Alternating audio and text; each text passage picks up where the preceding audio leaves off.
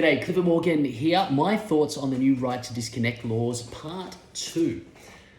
In part 1, I spoke about don't wait until a problem arises or a precedent is set before you are proactive in engaging your people and discussing what is reasonable in your workplace. And here I just want to quickly speak to the mindset with which leaders can approach these new laws. The default for many people is to view these new laws through the lens of rights, whether they be human rights or workplace rights, and that's natural. Think about the title of these laws, it's the right to disconnect. The problem with viewing things and focusing on rights is that it's all about restriction of relationship. When we focus on rights, we are restricting how one party engages with another, or we're forcing one party to engage in a particular way. And that's restriction really kind of destroys some of the freedom that is there in a relationship, destroys some of the ownership that people have in that engagement or the way that they engage. And it often actually results in a power struggle because you have each side or each party pursuing their own rights, often with the perception that the other party's rights will impinge on their own.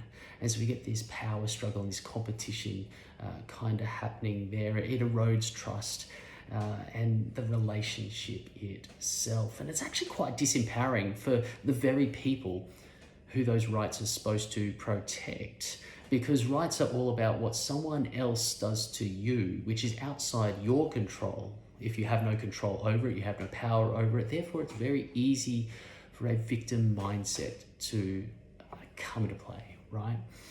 I think it's much healthier. Rather than looking at things through the rights lens, we look at it through the responsibility lens.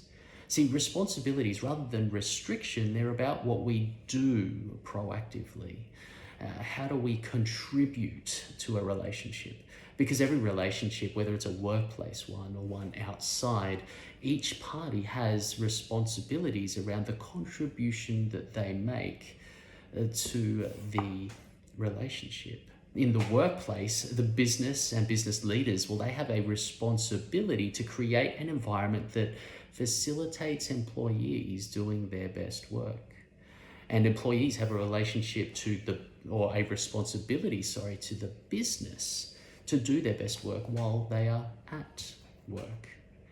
And if everybody took their responsibilities seriously, well, rights will become a moot point.